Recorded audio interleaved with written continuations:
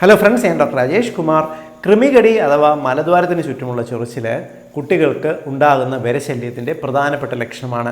സാധാരണ കുട്ടികൾ രാത്രി ആയിക്കഴിഞ്ഞാൽ അവർക്ക് മലദ്വാരത്തിന് ചുറ്റും അസഹ്യമായ ചൊറിച്ചിൽ അവർ ഒന്നുകിൽ ചൊറിയുന്നു, അല്ലെങ്കിൽ ഈ ചൊറിച്ചിൽ കാരണം അമ്മമാരോട് ഇതിന് മരുന്ന് കൊടുക്കാൻ പറഞ്ഞിട്ട് പലപ്പോഴും വിരയ്ക്കുള്ള മരുന്ന് കൊടുത്തിരുന്നാൽ പോലും കുട്ടികൾക്ക് വീണ്ടും ഒരു മാസം കഴിഞ്ഞാൽ തുടർച്ചയായിട്ട് ഈ വിരയുടെ കൃമികടി എന്ന് പറയുന്ന ഒരു ബുദ്ധിമുട്ട് ഉണ്ടാകാറുണ്ട്. കുട്ടികൾക്ക് ഇത് കോമൺ ആയിട്ട് വരുന്നത് മനസ്സിലാക്കാം, എന്നാൽ മുതിർന്നവരിൽ ചിലർക്കും ഇത് അസഹനീയമായ ബുദ്ധിമുട്ടുണ്ടാക്കും. സ്ത്രീകൾക്കൊക്കെ ഇത്തരത്തിൽ കൃമികടി ഉണ്ടായാൽ എന്ത് ചെയ്യും? ഇവർ നാണക്കേട് കരുതി ആരോടെങ്കിലും പറയാൻ പറ്റുമോ? ഇല്ല. ഒന്നുകിൽ ഇവരോ ഇല്ലെങ്കിൽ ഇവർക്ക് വേണ്ടി വീട്ടുകാരോ പോയി മെഡിക്കൽ സ്റ്റോറിൽ നിന്നും ഗുളിക വാങ്ങിച്ച് കഴിക്കും. ഇങ്ങനെ മാസാമാസം വിരയ്ക്ക് മരുന്ന് കഴിക്കുന്ന ഒരുപാട് പേര് നമ്മുടെ സമൂഹത്തിൽ ജീവിച്ചു വരുന്നുണ്ട്.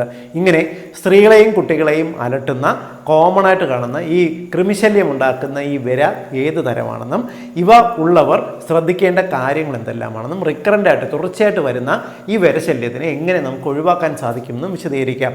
സാധാരണ നിങ്ങൾക്കറിയാം, നമുക്കൊരു മനുഷ്യൻ്റെ ശരീരത്തിൽ വരുന്ന വിര എന്ന് പറയുന്നത് കുടലിൽ ജീവിക്കുന്ന ഒരു പരാദജീവിയാണ്. പലതരത്തിലുള്ള വിരകളുണ്ട്. ഒന്ന് നിങ്ങൾക്കറിയാം, നാടവര ഉണ്ട്, കൊക്കപ്പുഴു എന്ന് വിളിക്കുന്ന ഒരു ഇനം വിരകളുണ്ട്. അതേപോലെ ഉരുണ്ട ഇനം വിരകൾ, നമ്മൾ നൂഡിൽസ് പോലിരിക്കുന്ന ചില ഇനം വിരകളുണ്ട്. എന്നാൽ ഇത്തരം വിരകൾക്കിടയിൽ വളരെ കോമൺ ആയിട്ട് കാണുന്നതാണ് പിൻവേം എന്ന് വിളിക്കുന്ന, സീറ്റ് വേം എന്ന് വിളിക്കുന്ന ചെറിയ വെളുത്ത ഒരു സെൻറ്റിമീറ്റർ നീളമുള്ള നൈസായിട്ടുള്ള വിരകൾ. ഇവരാണ് ഏറ്റവും കൂടുതലായിട്ട് കാണുന്നതും കുട്ടികളിലും മുതിർന്നവരിലും ഈ കൃമികടി എന്ന് പറയുന്ന ചൊറിച്ചിൽ ഉണ്ടാക്കുന്ന ഒരു സാധനം. എൻട്രോബിയസ് വെർമിക്കുലാരിസ് എന്നാണ് ഈ വിരയ്ക്ക് പറയുന്ന പേര്.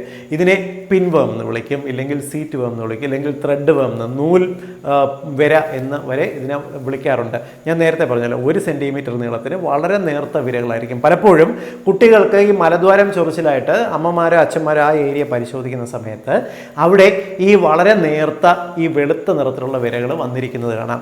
അസഹ്യമായ വിരശല്യം ഉള്ളവർക്ക് മലം പോകുന്ന സമയത്ത് മലത്തിനകത്ത് ഒരുപക്ഷെ ഇത്തരം ചെറിയ വിരകൾ നുരയ്ക്കുന്നത് കാണാൻ സാധിക്കും. ഈ വിരകൾ എങ്ങനെയാണ് ഈ നമുക്ക് ചൊറിച്ചിലുണ്ടാക്കുന്നത് എന്ന് വിശദീകരിക്കാം. സാധാരണഗതിയിൽ ഈ വിരകൾ ജീവിക്കുന്നത് വൻകുടലിലാണ്. വൻകുടലിൽ ജീവിക്കുന്ന ഈ വിരകൾ നമ്മുടെ ശരീരത്തിലേക്ക് എത്തുന്ന നമ്മുടെ ഭക്ഷണം എല്ലാം തന്നെയാണ് കഴിച്ച് ജീവിക്കുന്നത്. ഈ വിരകൾ പ്രായപൂർത്തിയാകുമ്പോൾ ഇവ പെൺവിരകൾ മുട്ടയിടാൻ വേണ്ടിയിട്ട് മനുഷ്യ ശരീരത്തിൻ്റെ പുറത്തേക്ക് വരുന്നു. മുട്ടയിടണം എന്നുണ്ടെങ്കിൽ അതിന് സേഫ് ആയിട്ടുള്ള സ്ഥലം വേണം. അതിനുവേണ്ടി വിരകൾ ചെയ്യുന്നത്, പെൺവിരകൾ പതുക്കെ മലദ്വാരത്തിന് പുറത്തേക്ക് വന്നിട്ട് മലദ്വാരത്തിൻ്റെ പുറത്തുള്ള സ്പേസിൽ അതിൻ്റെ വാലിൻ്റെ ഭാഗത്തുള്ള പിന്ന് പോലുള്ള ചെറിയ കൂർത്ത അറ്റമുണ്ട്, ആ ഭാഗം വെച്ചിട്ട് ഇങ്ങനെ ചെറുതായിട്ട് കുത്തുന്ന സമയത്താണ് മനുഷ്യന് ഇറിറ്റേഷൻ. പലപ്പോഴും കുട്ടികൾക്കാണെങ്കിലും മുതിർന്നവർക്കാണെങ്കിലും അവിടെ അസഹനീയമായി ചൊറിച്ചിൽ അനുഭവപ്പെടും. മലദ്വാരത്തിന് ചൊറിച്ചിൽ വന്നാൽ എന്ത് ചെയ്യും? നന്നായിട്ട് ചൊറിയും, അല്ലേ? ചൊറിയുന്ന സമയത്ത് മലദ്വാരത്തിന് ചുറ്റുമായിട്ട് വളരെ ചെറിയ മുറിവുകളുണ്ടാവും. ഈ മുറിവുകളിൽ വിരകൾ വന്ന് മുട്ടയിട്ടിട്ട് പോകും. ഈ മുട്ട വീണ്ടും വിരിഞ്ഞിട്ട് അവിടെ ഇരുന്ന് വിരിഞ്ഞ് തിരിച്ച് മലദ്വാരത്തിലൂടെ അകത്തേക്ക് പോകും. പലപ്പോഴും ഈ വിര അവിടെ ഇടുന്ന ആയിരക്കണക്കിന് മുട്ടകളിൽ പലതും ഡ്രസ്സിൽ പറ്റി പുറത്തേക്ക് വരികയോ ഇല്ലെങ്കിൽ അവിടെ ചൊറിയുന്ന സമയത്ത് നഖത്തിൻ്റെ ഇടയിൽ പറ്റിയിട്ട് അവിടെ നിന്ന് ഉള്ളിലേക്ക് പോവുകയും ഇത് വീണ്ടും നമ്മുടെ വയറിനകത്ത് കുടലിനകത്തേക്ക് എത്തി അവിടെ പെറ്റുവരികയും ഈ വിരകൾ വർദ്ധിക്കുകയും ചെയ്യുന്നു. ഈ വിരകളെ സീറ്റ് വേം എന്ന് വിളിക്കുന്നതിന് കാരണം പലപ്പോഴും ഇത്തരത്തിൽ മലദ്വാരത്തിന് ചുറ്റും ഇരിക്കുന്ന മുട്ടകൾ പതുക്കെ ഇന്നർ വെയറിലോ അണ്ടർവെയറിലോ അല്ലെങ്കിൽ പാൻസ് വഴിക്കോ അല്ലെങ്കിൽ ഡ്രസ്സ് വഴിക്കോ ഇത് പുറത്തേക്ക് വരുന്നു, ഇരിക്കുന്ന ഇരിപ്പിടത്തിലാകുന്നു. പലപ്പോഴും ഈ ക്ലാസ്സിലെല്ലാം വെച്ച് ഇത്തരത്തിൽ ഈ വിരശല്യം ഉള്ളവരുടെ ശരീരത്തിൽ നിന്നും പുറത്തേക്ക് വരുന്ന വിരയുടെ മുട്ടകൾ അവിടെ അടുത്തിരിക്കുന്ന ബെഞ്ചിൻ്റെ തൊട്ടടുത്തിരിക്കുന്ന കുട്ടികളുടെ കയ്യിൽ പടരും. ചിലപ്പോൾ അവർ കഴിക്കുന്ന ഭക്ഷണത്തിൽ അവരുടെ കയ്യിലൂടെ ഓട്ടോമാറ്റിക്കലി ഇത് ഉള്ളിലേക്ക് പോകും. ഇങ്ങനെ ചുറ്റുമുള്ള എല്ലാവരിലേക്കും പടരുന്നു. പലപ്പോഴും ഒരു ക്ലാസ്സിൽ 1-2 പേർക്ക് ഇത്തരത്തിൽ ഈ പിൻവേം ശല്യമുണ്ടെങ്കിൽ വളരെ ചുരുക്ക സമയം കൊണ്ട് ആ ക്ലാസ്സിലുള്ള എല്ലാ കുട്ടികൾക്കും ഇത് വരാനുള്ള സാധ്യതയുണ്ട്. ഇതേപോലെ തന്നെയാണ് ഒരു വീട്ടിലും വളരെ ക്ലോസ് കോണ്ടാക്റ്റ് ആയിട്ട് വീട്ടിലുള്ള കുട്ടികളിലോ നഴ്സറി സ്കൂളുകളിലോ ഇല്ലെങ്കിൽ വീട്ടിൽ ഒരാൾക്കുണ്ടെങ്കിൽ ആ വീട്ടിലുള്ള ബാക്കി എല്ലാവർക്കുമോ ഈ വിര വളരെ പെട്ടെന്ന് പടർന്നു എന്ന് വരാം.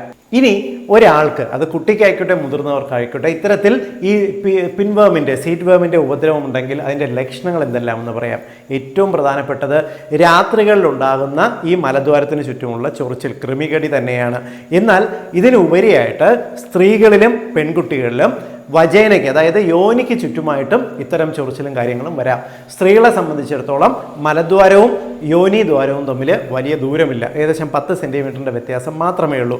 മലദ്വാരത്തിൽ നിന്നും പലപ്പോഴും ഈ വിരകൾ യോനിക്ക് ചുറ്റും അല്ലെങ്കിൽ മൂത്രനാളിക്ക് ചുറ്റും ഈ നീർക്കെട്ടും ഇൻഫ്ലമേഷനും അവിടെ കൂടുതൽ ബുദ്ധിമുട്ടും ഉണ്ടാക്കാം. പലപ്പോഴും കൊച്ചു പെൺകുട്ടികൾക്കെല്ലാം തന്നെ ഈ ചെറിയ തരത്തിലുള്ള യോനി ഭാഗത്തുള്ള മൂത്രമൊഴിക്കുന്ന ഭാഗത്തുള്ള ചൊറിച്ചിൽ, തുടർച്ചയായിട്ട് വരുന്ന മൂത്രത്തിൽ പഴുപ്പ് പോലുള്ള പ്രോബ്ലംസ് ഉണ്ടെങ്കിൽ വിരശല്യമാണോ എന്ന് പരിശോധിക്കുന്നത് അതുകൊണ്ടാണ്.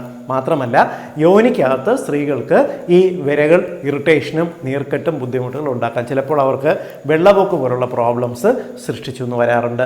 ഇത്തരം പ്രശ്നങ്ങൾ കൂടാതെ പലപ്പോഴും വയറിനകത്ത് ഈ കുടലിൽ അമിതമായിട്ട് വിരകൾ വരുന്നത് കൊണ്ട് വിശപ്പില്ലായ്മ, ചില കുട്ടികൾക്ക് അമിതമായിട്ട് വിശപ്പ്, വയറുവേദന, ഇടയ്ക്കിടയ്ക്ക് മോശം പോണമെന്നൊരു തോന്നൽ, ഇതെല്ലാം കണ്ടുവന്ന് വരാം.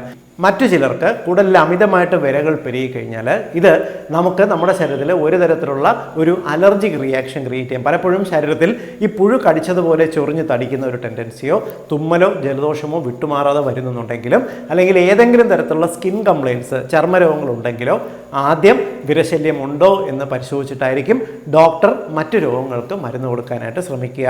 ഇനി ഒരാൾക്ക് ഇത്തരത്തിൽ കൃമിശല്യം ഉണ്ടെങ്കിൽ ഇതെങ്ങനെ ചികിത്സിക്കണം എന്ന് വിശദീകരിക്കാം. എല്ലാ വൈദ്യശാസ്ത്രത്തിലും ഇത്തരത്തിൽ കൃമികടിക്ക് ഈ സീറ്റ് വേമിന് വളരെ ഫലപ്രദമായിട്ടുള്ള മരുന്നുണ്ട്. ഏത് ശാസ്ത്രത്തിലെ മരുന്നാണെങ്കിൽ പോലും 2 ആഴ്ച ഇടവിട്ട് 2 ഡോസ്, അതായത് ആദ്യത്തെ ഒരു ഡോസ് നൽകി ഒരു 2 ആഴ്ച കഴിയുമ്പോൾ അടുത്ത ഒരു ഡോസ് കൂടി നൽകണം. കാരണം ഇവയുടെ മുട്ട വിരിഞ്ഞ് വീണ്ടും ഇവയുടെ ലാർവകൾ ഫോം ചെയ്യാനുള്ള സാധ്യത കൂടി മുന്നിൽ കണ്ടിട്ട് വേണം ഇവയുടെ ചികിത്സ നൽകാനായിട്ട്. എപ്പോഴും ഒരു വീട്ടിൽ ഒരാൾക്ക് ഇത്തരത്തിൽ കൃമിയുടെ കംപ്ലൈൻറ്റ് ഉണ്ടെങ്കിൽ മറ്റുള്ളവരും വിരയുടെ മരുന്ന് അതേസമയം കഴിക്കേണ്ടത് ആവശ്യമാണ്. മാത്രമല്ല ശ്രദ്ധിക്കേണ്ട മറ്റു ചില കാര്യങ്ങൾ കൂടിയുണ്ട്. അതായത് വിരശല്യം ഒരാളുടെ വസ്ത്രങ്ങൾ, പ്രത്യേകിച്ച് അവരുടെ അടിവസ്ത്രങ്ങളിൽ ഈ വിരയുടെ കൃമിയുടെ മുട്ടകൾ പറ്റിയിരിക്കാൻ സാധ്യതയുള്ളതുകൊണ്ട് ഈ വസ്ത്രങ്ങൾ ചൂടുവെള്ളത്തിൽ കഴുകി വെയിലത്തിട്ട് ഉണക്കി ഡ്രൈ ആക്കേണ്ടത് ആവശ്യമാണ്. നിർബന്ധമായിട്ടും മലവിസർജനത്തിന് ശേഷം കൈകൾ സോപ്പിട്ട് കഴുകിയതിന് ശേഷം മാത്രമേ ഭക്ഷണം കഴിക്കാൻ പാടുള്ളൂ. എപ്പോഴും തുറന്നിരിക്കുന്ന ഭക്ഷണങ്ങൾ ഒരുപക്ഷെ ഇത്തരത്തിലുള്ള മുട്ടയുടെ അംശം എല്ലാവരുടെ ശരീരത്തിലേക്കും എത്താനുള്ള സാധ്യതയുണ്ട്. ക്ലാസ്സുകളിൽ പോകുമ്പോഴാണെങ്കിൽ പോലും കുട്ടികൾ അവരുടെ കൈകൾ വൃത്തിയാക്കി, പ്രത്യേകിച്ച് നഖത്തിൻ്റെ ഭാഗങ്ങൾ വൃത്തിയാക്കിയിട്ടേ ഭക്ഷണം കഴിക്കാവുള്ളൂ. പലപ്പോഴും കയ്യിൽ ഭംഗിക്കായിട്ട് നഖം കൂടുതൽ വളർത്തുമ്പോൾ പലരും അറിയുന്നില്ല ഈ നഖത്തിൻ്റെ ഇടയിൽ ഈ വിരയുടെ മുട്ടകൾ ഒളിഞ്ഞിരിപ്പുണ്ടെന്നും ഒരുപക്ഷെ വളരെ കുഞ്ഞു രൂപത്തിലുള്ള പുഴുക്കളോ ലാർവകളോ ഇവയ്ക്കിടയിൽ ഉണ്ട് എന്നുള്ളതും പലരും ചിന്തിക്കാത്ത കാര്യമാണ്. അതുകൊണ്ട് നഖം വൃത്തിയായി വെട്ടി നിർത്തുന്നേണ്ടത് ഈ ഒരു വിരശല്യം ഒഴിവാക്കേണ്ടതിന് വളരെ അത്യാവശ്യമാണ്. ഇനി വിരശല്യം ഒഴിവാക്കുന്നതിന് നമുക്ക് വീട്ടിൽ ശ്രദ്ധിക്കാവുന്ന കാര്യങ്ങൾ എന്തെല്ലാമെന്ന് വിശദീകരിക്കാം. ഇപ്പോൾ നിങ്ങളുടെ കുട്ടിക്ക് രാത്രി അസഹ്യമായ കൃമികടി ഉണ്ട് അല്ലെങ്കിൽ മലദ്വാരത്തിന് ചുറ്റും ചൊറിച്ചിലുണ്ട് എന്നുണ്ടെങ്കിൽ ഇത് വിര കൊണ്ടാണ് എന്ന് ഉറപ്പുണ്ടെങ്കിൽ മാത്രം ആ ഒരു ഭാഗത്ത് നിങ്ങൾക്ക് ഒരല്പം വെളിച്ചെണ്ണ, നമ്മുടെ വീട്ടിൽ തന്നെയുള്ള വെളിച്ചെണ്ണ അല്പം പുരട്ടി കൊടുക്കുന്നത് നല്ലതാണ്. വെളിച്ചെണ്ണയ്ക്ക് ഒരു ആൻറ്റി ഹെൽമിൻ്റ്, അതായത് വിരകളെ തുരത്തുന്നതിനുള്ള ഒരു കഴിവുണ്ട്. മാത്രമല്ല ഈ വെളിച്ചെണ്ണയ്ക്കകത്ത് തന്നെ നമ്മൾ വെളുത്തുള്ളി അല്പം ചതച്ച് ചേർത്തിട്ട്, അതായത് വെളുത്തുള്ളിയുടെ ചാറും അതോടൊപ്പം അല്പം വെളിച്ചെണ്ണയും കൂടി മിക്സ് ചെയ്തിട്ട് കുട്ടികൾക്കോ മുതിർന്നവർക്കോ മലദ്വാരത്തിന് ചുറ്റും ഒന്ന് പുരട്ടി കൊടുക്കുന്നതും ഇതുകൊണ്ടുള്ള ഈ വിര കൊണ്ടുള്ള ചൊറിച്ചിലും ഇറിറ്റേഷനും മാറാനായിട്ട് സഹായിക്കും. പക്ഷേ പ്രത്യേകം ശ്രദ്ധിക്കേണ്ട ഒരു കാര്യം, പലപ്പോഴും പൈൽസ് രോഗമുള്ളവർക്കോ മൂലക്കുരുവിൻ്റെ കംപ്ലൈൻറ്റ് ഉള്ളവർക്കോ ഫിഷർ രോഗം, അതായത് മലദ്വാരത്തിൻ്റെ സൈഡിൽ ഈ മല മുറുകി പോകുന്നതിൻ്റെ ഭാഗമായിട്ട് ചെറിയ വിണ്ടുകീറൽ വന്നാലും എല്ലാം തന്നെ ഒരുപക്ഷെ അവർക്കെല്ലാം ചെറിയ ചൊറിച്ചിൽ അനുഭവപ്പെടാം. ഇതും എല്ലാം കൃമികടിയാണ് എന്ന് വിശ്വസിച്ച് ഇത്തരത്തിൽ വെളുത്തുള്ളി ആ ഭാഗത്ത് എണ്ണയോടൊപ്പം ചേർത്തിട്ട് കഴിഞ്ഞാൽ ഇത് അസഹനീയമായ നീറ്റലുണ്ടാക്കാൻ കാരണമാകും. അതുകൊണ്ട് നിങ്ങൾക്ക് മലദ്വാരത്തിന് ചുറ്റും ചൊറിച്ചിലുണ്ടെങ്കിൽ അത് കൃമിശല്യമാണ് എന്ന് ഉറപ്പുവരുത്തിയതിന് ശേഷം മാത്രമേ ഞാൻ ഈ പറഞ്ഞ കോമ്പിനേഷൻ ഉപയോഗിക്കാൻ പാടുള്ളൂ. ഇനി അമിതമായിട്ട് വിരശല്യമുള്ളവർക്ക് ഭക്ഷണത്തിൽ വരുത്തേണ്ട മാറ്റം, ഫുഡിൽ എന്തെല്ലാം കാര്യങ്ങൾ ശ്രദ്ധിക്കണം എന്ന് വിശദീകരിക്കാം. ഞാനീ പറയാൻ പോകുന്ന ഭക്ഷണക്രമം ഒരിക്കലും വിരകളെ നശിപ്പിക്കുന്ന ഒരു ഭക്ഷണ രീതിയല്ല. പക്ഷേ അതിന് പകരം നമ്മൾ വിരയ്ക്ക് കഴിക്കുന്ന മരുന്നിൻ്റെ ഒപ്പം നമ്മൾ ഈ ഭക്ഷണ രീതിയിൽ കൂടി മാറ്റം വരുത്തി കഴിഞ്ഞാൽ നമുക്ക് കുടലിനകത്ത് വിരകൾക്ക് പെറ്റുവരുവാനുള്ള അനുകൂലമായ അന്തരീക്ഷത്തിനെ തടയാൻ സാധിക്കും. ഏറ്റവും പ്രധാനപ്പെട്ട കാര്യം, കുട്ടികളാണെങ്കിലും മുതിർന്നവരാണെങ്കിലും ബേക്കറി സാധനങ്ങൾ, പ്രത്യേകിച്ച് ബിസ്ക്കറ്റ് പോലുള്ള ട്രാൻസ് ഫാറ്റ് കൊണ്ടുള്ള ഭക്ഷണങ്ങളുടെ അമിതമായിട്ടുള്ള ഉപയോഗം കുറയ്ക്കണം. ബേക്കറി സാധനങ്ങളും അമിതമായിട്ടുള്ള മധുര പലഹാരങ്ങളും വിരകൾക്ക് കുടലിൽ പെറ്റുപെരുകാനുള്ള അമിതമായിട്ടൊരു സാധ്യതയുണ്ടാക്കും. രണ്ടാമത്തത്, അമിതമായി വിരശല്യമുള്ളവർ പാലിൻ്റെ ഉപയോഗം കുറയ്ക്കുന്നത് നന്നായിരിക്കും. പ്രത്യേകിച്ച് കുട്ടികളെല്ലാം അമിതമായിട്ട് പാൽ കുടിക്കുന്ന ഒരു ശീലമുണ്ടെങ്കിൽ അവർക്ക് വിരശല്യമുണ്ടെങ്കിൽ പാലിൻ്റെ ഉപയോഗം കുറയ്ക്കുന്നത് നന്നായിരിക്കും. ഇനി അമിതമായി വിരശല്യമുള്ളവർ കഴിക്കേണ്ട ഭക്ഷണങ്ങൾ വിശദീകരിക്കാം. പ്രധാനമായിട്ടും ബീട്രൂട്ടും മാതളവും നിങ്ങളുടെ ഫുഡിൽ ഉൾപ്പെടുത്താൻ ശ്രമിക്കുക. കാരണം ഇവയ്ക്ക് നമ്മുടെ കുടലിനകത്ത് വിര വളരുന്ന ടെൻഡൻസി കുറയ്ക്കാനുള്ള കഴിവുണ്ട്. മാത്രമല്ല ഫ്ലാക്സീഡ്, ഉള്ളി, വെളുത്തുള്ളി, വെളിച്ചെണ്ണ, അതേപോലെ തേങ്ങ അരച്ചിട്ടുള്ള ഭക്ഷണങ്ങൾ ഇവയ്ക്കെല്ലാം തന്നെ വിരകളുടെ വളർച്ച കുറച്ചു നിർത്തുന്നതിനുള്ള ഒരു കഴിവുണ്ട്. കൂടാതെ അമിതമായിട്ട് വിരശല്യമുള്ളവർ പപ്പായയും പൈനാപ്പിളും ചേർത്തിട്ടുള്ള ഭക്ഷണങ്ങളോ അല്ലെങ്കിൽ ഇവ പഴുത്ത് പഴങ്ങളായിട്ടോ പതിവായിട്ട് കഴിക്കുന്നത്. കാരണം പപ്പായയും പൈനാപ്പിളും പതിവായിട്ട് കഴിക്കുന്നത് ഒരു പരിധിവരെ ഈ വിരകളുടെ വളർച്ച തടയുന്നതായിട്ട് കണ്ടിട്ടുണ്ട്. സോ ഇത്തരത്തിലുള്ള ഒരു ഭക്ഷണ രീതിയിലുള്ള ഒരു മാറ്റം കൂടി ഉൾപ്പെടുത്തി കഴിഞ്ഞാൽ നമുക്ക് ഈ കൃമികടി എന്ന് പറയുന്നത്, അത് കുട്ടികൾക്കാണെങ്കിലും മുതിർന്നവർക്കാണെങ്കിലും വരുന്ന കൃമികടി നമുക്ക് നല്ല രീതിക്ക് കുറച്ചു കൊണ്ടുവരാൻ സാധിക്കും. ഏത് രാജ്യത്തുമുള്ള കുട്ടികൾക്കും മുതിർന്നവർക്കും ഉണ്ടാകുന്ന വളരെ കോമൺ ആയിട്ടുള്ള ഒരു പ്രശ്നമാണ് ഈ കൃമികടി. അതുകൊണ്ട് തന്നെ ഞാൻ ഈ പറഞ്ഞ ഇൻഫർമേഷൻ നിങ്ങൾ എല്ലാ സുഹൃത്തുക്കളുടെയും അറിവിലേക്കായിട്ട് ഷെയർ ചെയ്യുക. തീർച്ചയായിട്ടും ഒരുപാട് പേർക്ക് ഉപകാരപ്പെടുമെന്ന് ഉറപ്പാണ്. വീണ്ടും മറ്റൊരവസരത്തിൽ മറ്റൊരു വിഷയമായി കണ്ടുമുട്ടാം. ബൈ.